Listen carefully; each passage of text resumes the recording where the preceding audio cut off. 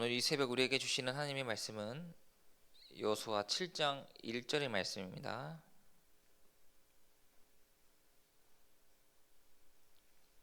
여호수아 7장 1절 말씀 제가 봉독해 드리도록 하겠습니다. 이스라엘 자손들이 온전히 바친 물건으로 말미암아 범죄하였으니 이는 유다 지파 세라의 증손 삽디의 손자 갈미의 아들 아간이 온전히 바친 물건을 가졌습니다. 여호와께서 이스라엘 자손들에게 진노하시니라. 아멘. 할렐루야. 오늘 여호수아 7장의 은혜가 저와 여러분 모두에게 함께하기를 소망합니다. 오늘도 우리 함께 말씀 들어가기 앞서서 옆에 분들 보시면서 평화 인사 나누도록 하겠습니다. 주님의 평화를 빕니다. 주님의 평화를 빕니다. 네, 오늘은 여호수아 7장의 말씀을 살펴보고자 합니다.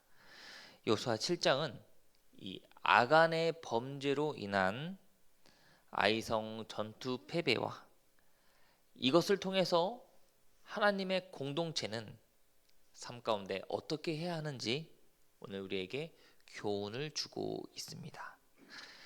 이스라엘 백성들에게는 이 절대 무너질 것 같지 않은 가나안 정복의 첫 번째 전쟁, 바로 여리고 성이 무너졌습니다.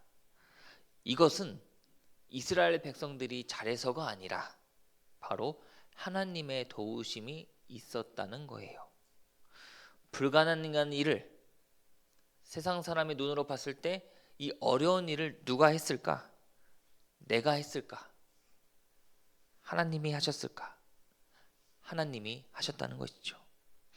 우리도 늘 세상 가운데 기억해야 할 것이 이 하나님의 자녀는요, 물론 내가 잘해서 뭔가를 얻고 복을 얻는 것 같지만 이것은 항상 다 하나님의 은혜라는 것을 기억해야 합니다. 오늘 이스라엘 백성들은 이 그동안 우리의 승리를 하나님의 인도하심과 도우심이 있었다는 이 사실을 까맣게 잊고 있었습니다. 그러면 오늘 이 여호수아 7장은 우리에게 어떠한 교훈을 주는지 말씀을 더 살펴보도록 하겠습니다. 1절에 이스라엘 자손들이 온전히 바친 물건으로 말미암아 범죄하였으니 이는 유다 지파 세라의 증손 삽디의 손자 갈미의 아들 아간이 온전히 바친 물건을 가졌습니다. 여호와께서 이스라엘에게 자손들에게 진노하시니라 라고 합니다. 7장을 지금 처음 보시면요, 문제가 하나 발생합니다. 그것은 바로 이 아간의 범죄였습니다. 이 아간의 범죄가 무엇이었을까? 성경을 보시면요, 이 아간이 온전히 바친 물건을 가졌습니다. 즉 하나님께 바친 물건을 손댔다는 것을 알 수 있습니다. 여호수아 6장 18절에도 분명 하나님께서는 이 이스라엘 백성들에게 경고하기를 오직 너희는 그 바친 물건에 손대지 말라라고 하셨습니다.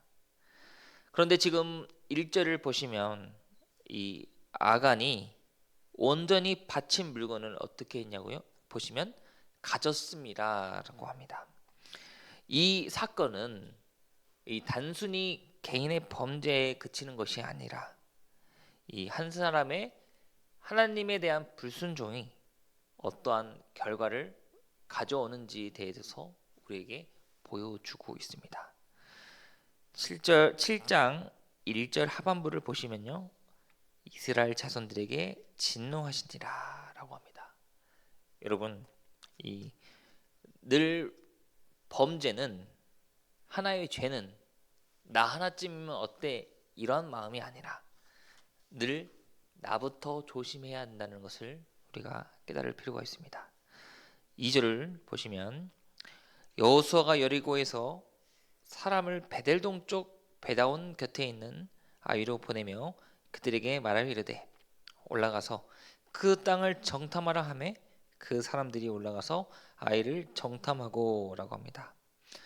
아간의 범죄 이후 이제 여호수아는 계속해서 자신의 사명을 잘 감당하기 위해 아이성을 정탐하라고 사람들을 보냈습니다.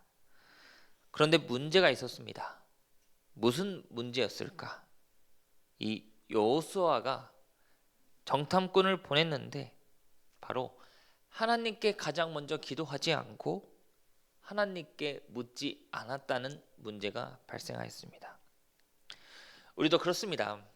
늘 무슨 일이건 하나님께 가장 먼저 기도해야 하는 이 사실을 알면서도 내가 잘하는 거, 내가 쉬워 보이는 그 상황 가운데 기도하지 않고 내 생각과 내 스스로의 판단으로 나아갈 때가 있다는 것이죠. 오늘 여호수아도 마찬가지였습니다. 어떻게 보면 정탐하는 것이 아무렇지 않습니다. 하지만 이 이스라엘 백성들은요, 늘 무슨 일이든 가장 먼저 하나님께 기도했어야 했는데 그러지 못했다는 것을 오늘 알 수 있습니다. 3절부터 5절까지는요, 이제 어떠한 결과가 나타나게 되냐?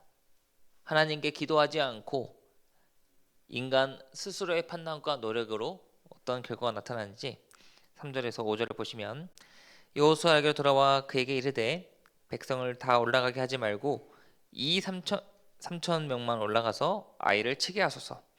그들은 소수이니 모든 백성을 그리로 보내어 수고롭게 하지 마소서 하므로 백성 중 3천 명 중 그리로 올라갔다가 아이 사람 앞에서 도망하니 아이 사람이 그들을 36명쯤 쳐 죽이고 성문 앞에서부터 스바림까지 쫓아가 내려가는 비탈에서 쳤으므로 백성의 마음이 녹아 물같이 된지라라고 합니다.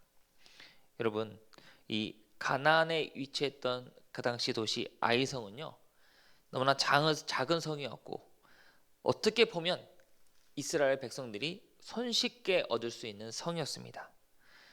한마디로 이스라엘 백성들은 우리가 이 여리고 성도 쉽게 이겼는데 아이성쯤이야 시구죽 먹기다, 이 자신의 생각과 판단을 믿었습니다.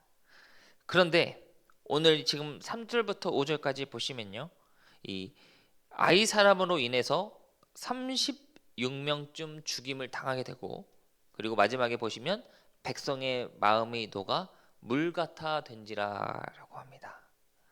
한마디로 이 하나님께 기도하지 않고 교만으로 나아가니 큰 패배를 당했다는 것을 우리는 알 수 있습니다. 자, 그러면서 이 여호수아가 이제 한 가지 깨달음을 얻었습니다. 하나님 앞에 어떻게 나아갔을까? 6절에 보시면요, 여호수아가 옷을 찢고 이스라엘 장로들과 함께 여호와의 궤 앞에서 땅에 엎드려 머리에 티끌을 뒤집어 쓰고 저물도록 있다가라고 합니다.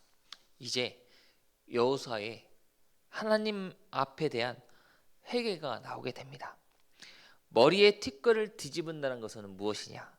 바로 하나님, 저는 하나님 앞에 못난 인간입니다. 이 하나님 앞에 그저 아무것도 아닌 먼지입니다라는 것을 고백하는 말입니다.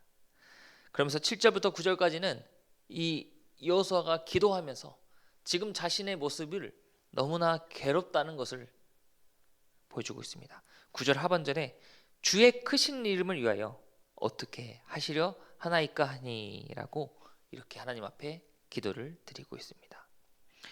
그러면서 이러한 철저한 여호수아의 회개를 보시면서 이 하나님께서 이렇게 말씀하십니다. 10절에 여호와께서 여호수아에게 이르시되 일어나라, 어찌하여 이렇게 엎드렸느냐라고 말씀하십니다. 그러면서 오늘 13절에는 이제 하나님께서 이렇게 하십니다. 너는 일어나서 백성을 거룩하게 하여 이르기를 너희는 내 일을 위하여 스스로 거룩하게 하라라고 합니다. 여러분, 이것이 바로 하나님 앞에 나의 연약함을 고백하고 나의 교만을 하나님 앞에 내려놓고 나아갔을 때 하나님께서는 다시 한번 우리에게 새 힘을 부어 주신다는 것을 우리에게 교훈을 주고 있습니다. 말씀을 마치도록 하겠습니다.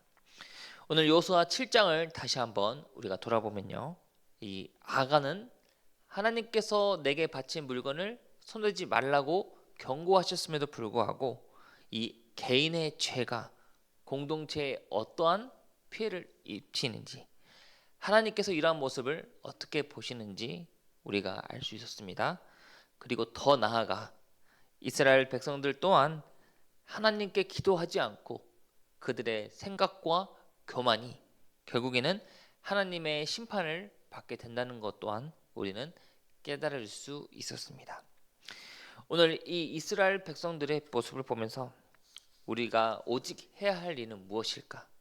바로 언제나 무슨 일이 있던 간 하나님 앞에 기도하는 것이 우리의 사명일 줄 믿습니다.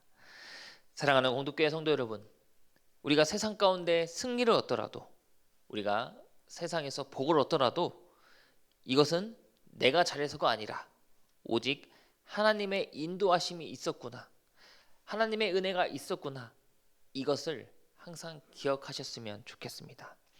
오늘 하루도 우리가 우리의 나타나는 모든 삶이 하나님께 나아가는 삶이 될 때 하나님께서는 우리에게 반드시 선한 길로 인도해 주실 줄 믿습니다.